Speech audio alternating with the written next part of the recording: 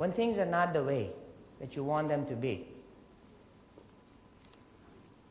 understand and respect other people's opinions. Invite them. So if you were me, how would you do it? Seek their advice. Make them feel important, that it is their office. Ultimately, it's your decision. But you make people feel important by seeking their advice, whether they're your administrative staff, whether they're your managers, or whether they're your agents, or whether they're your clients who are unhappy. Say, tell me how I could do different or better. Please help me. Because remember this morning when Jessica was giving the talk, she said the person calling me, your agent is an idiot, and you are so stupid to have him there because you're in pop. The answer is very simple. Okay, I apologize. Tell me how you would want to see me handled differently. Put the ball in the other person's court. That's it. So simple. But what happens is we have to defend ourselves, we have to defend our agents, we have to defend our actions, we got to lie. Not necessary. Just seek their advice. Say, how would you like to see it happen? Now, if it's doable, do it. If it's not doable, says, I heard it. I wish I could do it that way. Unfortunately, I don't have the resources to do it this way. I'm sorry, but I'll make an attempt. I assure you of that. And move on. Don't dwell on it. This is important. Please go back and take a look at how much insurance do you own. How much insurance do you own on your lives? On your husbands, on your wives, on yourself. Very, very important. Sad part, your agents don't own either no insurance or very little, if any. And the managers are no different. Either they don't own or own very little. The belief and the conviction does not happen, doesn't come into your lives unless you had the product that you're going out selling. Okay? One of my agents I hired a few months ago, a 73-year-old person comes to me, wants to be an agent. I hired him. Great guy. And I told him, you got to buy a life insurance policy. He comes, he runs the illustrations, this, that. He says, it's so expensive. Because he couldn't buy term insurance at that age. After 70, it was not available. Whole life that he wanted to buy was, it was prohibitively expensive. Here's a person who just started working with me and promised me he'll buy it. And then I forgot all about it.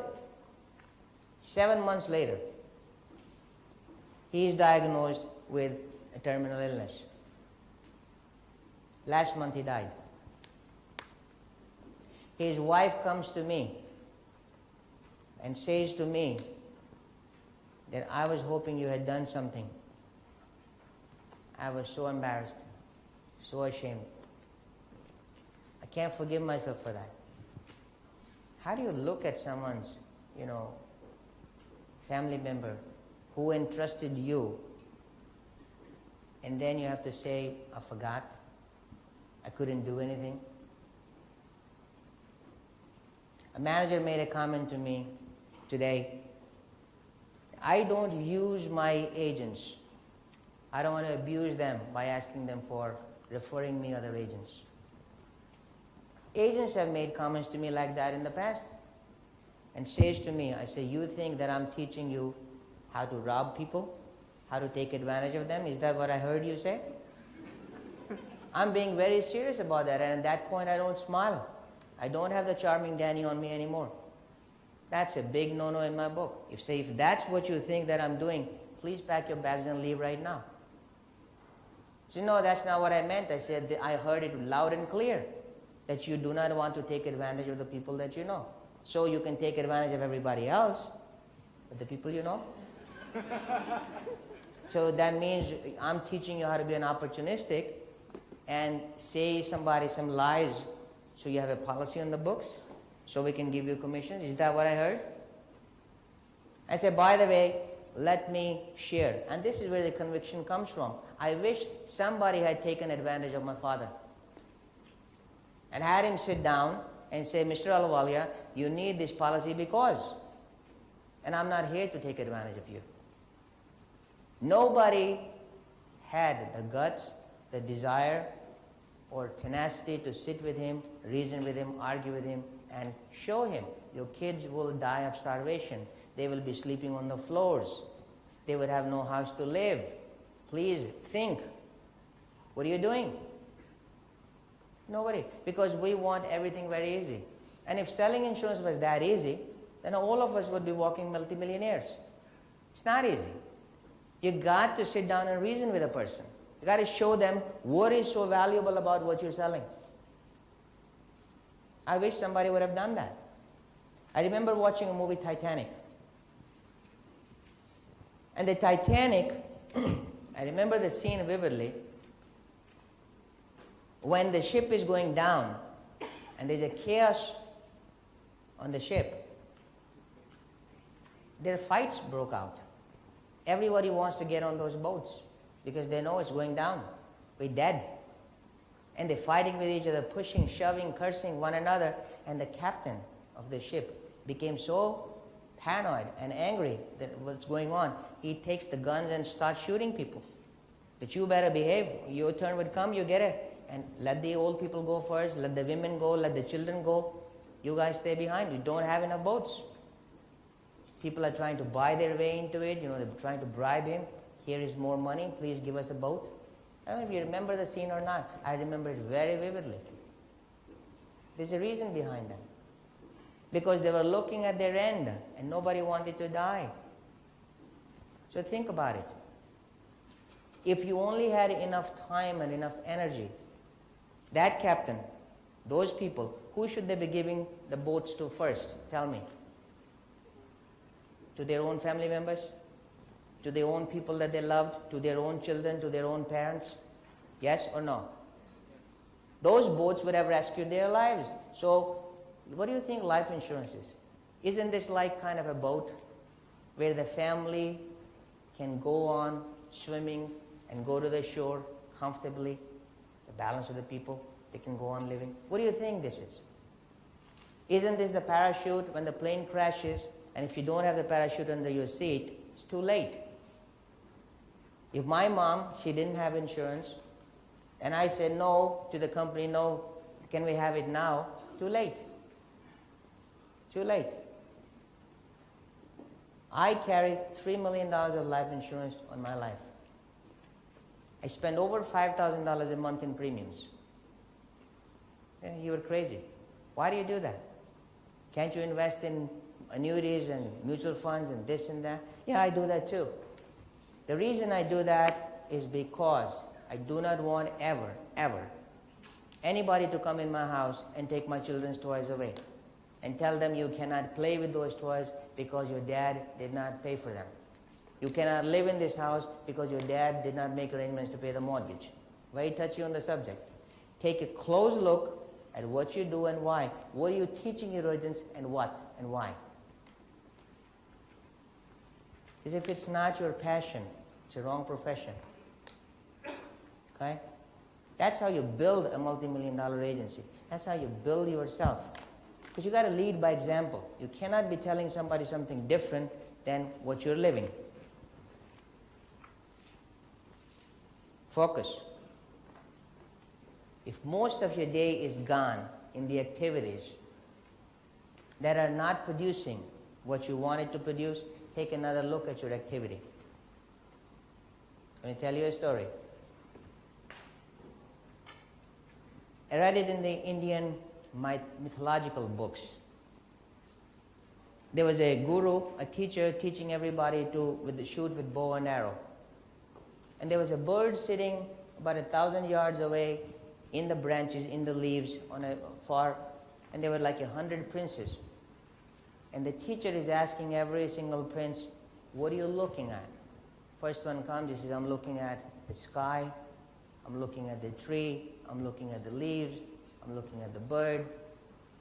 And he kept on listening and he says, next, listening next, listening next, next. Everybody's giving the same answer. Well, there's a bird about this much distance, and there's a tree, and there's leaves, and until the one guy comes in and says, what are you looking at? He says, I'm looking at an eye. I say, what's the eye? Eye of that bird. He says, shoot, and it was shot. The bird came down on the floor.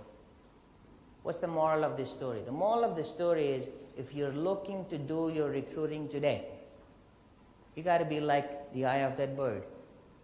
The first appointment for the day that you're going to pick up the phone to make should be geared towards making the recruiting appointment. Nothing else. You teach your agent, the first appointment, the first object of today is to make a new appointment with somebody. That's it. It's your whole day's work. 8 hours, 10 hours, whatever you want to spend. Unless that was accomplished, nothing else mattered. You got to teach yourself that, you got to teach your managers that, and you got to teach your agents that, and you see the results. And we meet again. You tell me, don't you have the $1 million agency or not? But you got to live what you preach. It cannot happen just by, talking, listening, and then not implementing. The only reason, one reason there is for success, and that is not discipline, that is not time management, that is not positive mental attitude, that is not knowledge. You're looking at somebody who did not go to college. I'm street smart. I taught everything in life myself. Nobody taught me anything. So whenever I use examples, I use my own life. That's why I cannot have a persona, I cannot have a mask. I'm like an open book. No matter when you read me, whichever page, same stuff is written there over and over and over. Gotta lead by example. So, in essence, the most important thing you can teach yourself or your agent, if those are the results you're looking for, the first most important thing of the day is create a new appointment. Now, creating a new appointment is like eating a spinach. Most of us don't like that, although it's healthy for the body, but it's bitter, not so tasty. We don't want it. So if you tell your child, listen, if you finish this spinach, then after that I'm going to buy you some ice cream. The child eats it, closes his eye, closes his nose, whatever, and then gulps it down. If you tell your agents the same thing, listen, after you made the first appointment, I don't care you go to movies or watch television or take your sons out for shopping. Whatever you want to do is okay with me. Do your first thing first. And give them the freedom. Don't be yelling and screaming at them, hey, what did you do for the last 4 hours? He did his thing. Reward him for that. That's why he came into the business, because you promised him freedom. You promised him choice. But the freedom does not work unless you exercise some discipline along with. This is such a beautiful country. I see no garbage anywhere, no graffiti anywhere. You have freedom, right? I don't think it's dictatorship here. However, if the discipline was not there, you cannot have those rewards, those fruits of that freedom. They work hand in hand. You got to use stick when it's needed. You got to use love when it's needed. But you have the freedom. You have the choice. You guys gave me a lot of stuff to do. I don't know. Do I have more time, Chris? Or are we done? Done? Guys, thank you. Let me give you 2 more things. Some personal philosophies. Because I could go on and on and on, and it's an unending thing. But as I mentioned to you, you take one idea that you're going to implement.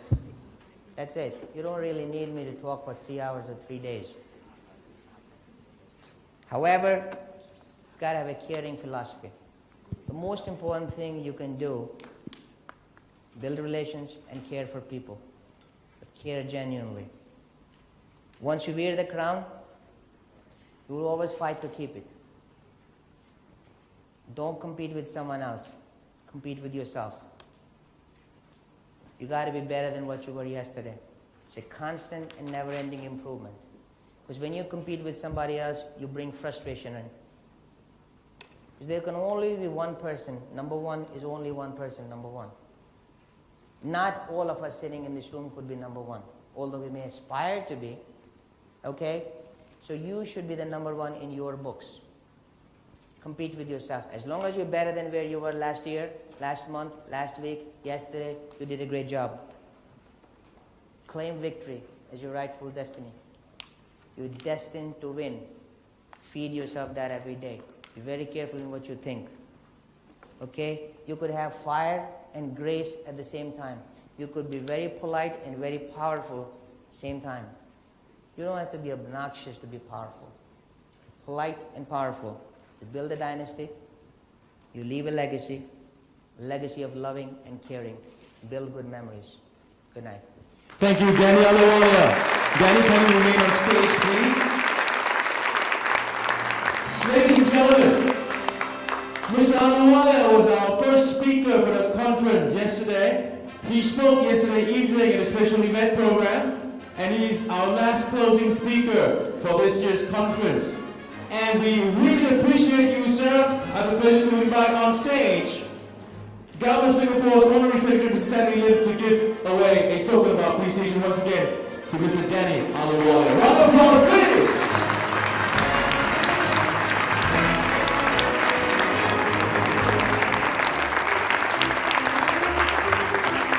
Thank you very much, Dinesh. We will never forget you. I certainly will.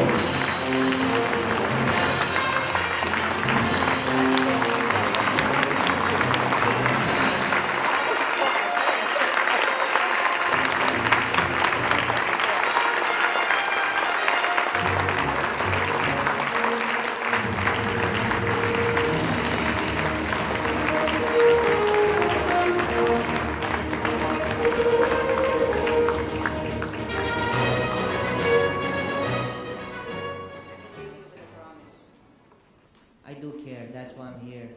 You ever think of me, you ever need me again, let me know. I'll be there for you. I love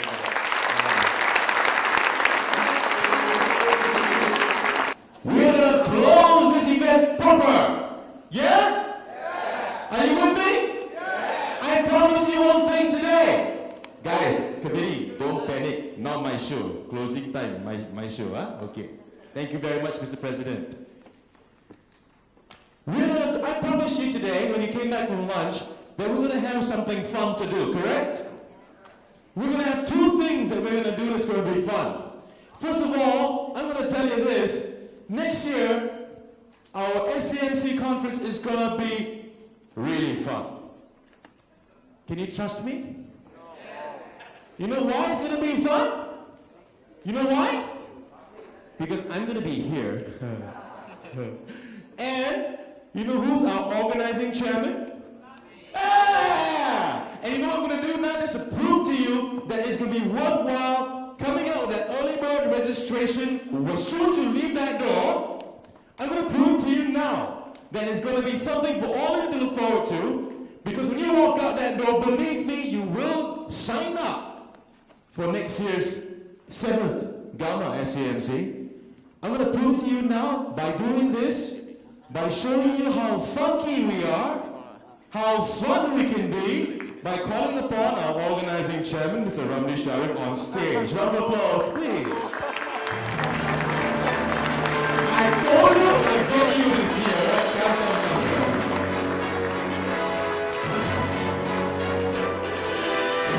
This man is so fun to work with. He's so fun to work with. And because he's so fun, you know what? We were sitting there, you see us go, I'm sure you've noticed us going to the back room, you know what we've been doing while you were listening here? We've been working hard already planning for next year. We went to speak to the hoteliers in the room just now. We had our meeting. The two of us are sitting down there and we were passing notes. How are we going to produce next year? How are we going to do this? How are we going to do that? For you! Clap lah, y'all. Clap big, man. So anyway, another round of applause for his enthusiasm. Who the heck gave him the mic, Cut off his mic, I don't need to talk first. Ladies and gentlemen, I promise you this afternoon, after lunch, that Ramli Sharif will have to do something for us, correct now? Just to show you how fun we are. Wait. Come, center stage. Hey, clap. Come. I'm going to take the man by the hand. Come. Take the man by the hand. You know, I asked him a question just now. I was sitting on that chair, and he was sitting, of course, always sitting on top of me, huh? I asked him, Ramli, do you like to go clubbing, yo? Do you like to party, yo? You can dance, yo? So now, we have the ballerina on stage. Okay, very simple, wait. You won't be alone, Wait. You won't be alone. Selamat is going to play Smooth Criminal. Because you look like one, but never mind. So, all you have to do is this. Ramli, you better stand here and watch, you see. I want you to show these guys how well you can dance by just doing the moonwalk. Can or cannot? Panchan a bit, huh? Panchan, huh? Okay? Simple. You put the left leg behind on your toes. You squeeze down, bring back the right one. Heel go down, bring back the left one. Heel go down, bring up the right one. Heel go down, your hand like that, okay? Okay? Hand like that, hand like that. Okay? That's all you have to do. Because, don't you think next year is going to be fun if you were to do this now? It gives you a sort of, it preempts you to understand how next year is going to look like. If even if you think no, just say yes, please. Okay, now, Ramli, just stand here, face that side, hand on the pocket, okay? At the count of 3, the music will play.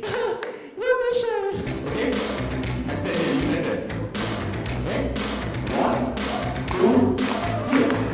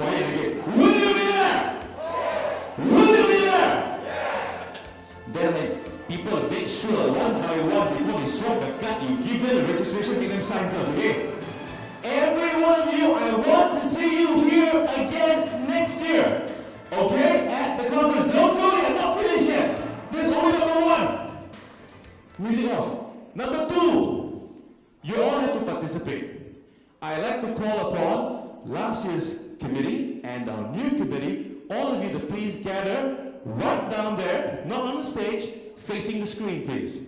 Everybody make sure you wet your lips, okay? You've been whistling the whole 2 days. This will be the last time you're going to whistle together for this year's conference.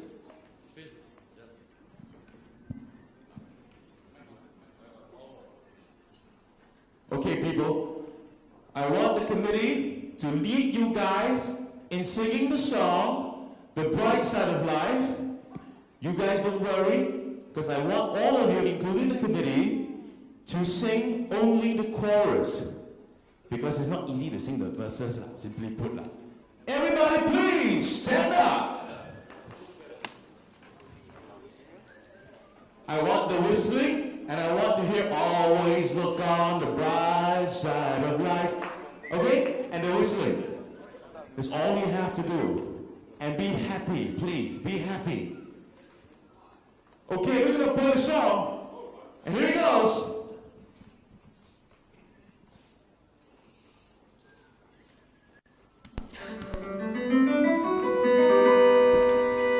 Some things in life are bad, they can really make you mad. Other things just make you swear and cuss. When you're chewing on life's gristle, don't grumble, give a whistle. This'll help things turn out for the best. And always look on the bright side of life. Always look on the bright side of life. If life seems going rotten, there's something you've forgotten. And that's to laugh and smile and dance and sing. When you're feeling in the dumps, don't be silly chumps. Spruce your lips and whistle, that's a thing. And always look on the bright side of life. Always look on the bright side of life. Life is quite absurd, and love's the final word. Must always face the curtain with a bow. Forget about your sin, give the audience a grin. Enjoy it, it's the last chance anyhow. Always look on the bright side of life. All before you draw your pension check.